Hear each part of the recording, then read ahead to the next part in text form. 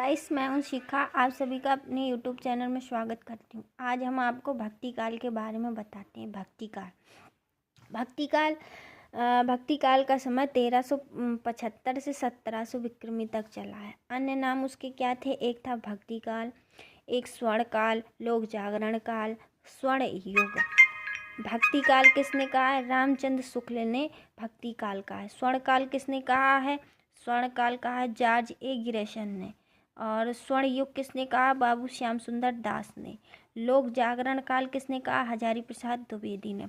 अब आ जाओ, परंपरा के प्रबंधक नामदेव कौन थे? भक्ति काल के परंपरा के प्रबंधक नामदेव थे।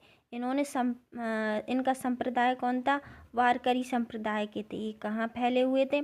महाराष्ट्र में प्रचलित था। भक्ति काल को कितने भागों में विभाजित किया गया? भक्ति काल को 2 भागों में विभाजित किया गया। एक निर्गुण भक्ति धारा, एक सगुण भक्ति धारा। निर्गुण भक्ति धारा को 2 भागों में विभाजित किया गया, ज्ञानाश्रय, प्रेमाश्रय। और सगुण भक्ति धारा को 2 भागों में विभाजित किया गया, रामाश्रय और कृष्णाश्रय। अब आ जाओ, पहले हम ज्ञानाश्रय को पढ़ते हैं। तो ज्ञानाश्रय के प्रबंधक कौन थे? कबीरदास थे। कौन थे ज्ञानाश्रय के प्रबंधक? कबीरदास थे। इनकी पत्नी का नाम लोई था। इनका जन्म वाराणसी में हुआ था, मृत्यु मगहर उत्तर प्रदेश में हुई थी। अन्य नाम कबीर परमेश्वर था। इनके गुरु का नाम रामानंद था। पुत्र का नाम कमाल था, पुत्री का नाम कमाली था। अब कबीरदास जी की 3 भाषाएं थी। कौन कौन सी? पंचमेल खिचड़ी, साघुमक्कड़ी, भाषा का डिक्टेटर। पंचमेल खिचड़ी किसने कहा? बाबू श्याम सुंदर दास ने। साघुमक्कड़ी किसने कहा? रामचंद्र शुक्ल ने।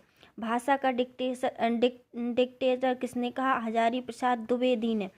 नोट, रमैनी, साखी, सवद तीनों को एक ही रचना में प्रवर्तक किया गया था। जैसे बीजक नाम दिया गया था, किसने दिया था? धर्मदास ने 1464 में। इनकी कृति तीनों मिलाकर एक कृति बना दी गई थी, उसका नाम था बीजक। धर्मदास ने 1464 ईस्वी में। कबीर उलटवासियों में कौन सा रस मिलता है? कभी कभी पूछते हैं। अद्भुत रस।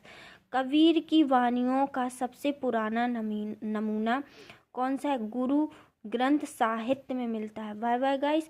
अगर वीडियो पसंद आए लाइक कीजिए, सब्सक्राइब कीजिए एंड शेयर कीजिए। Bye bye.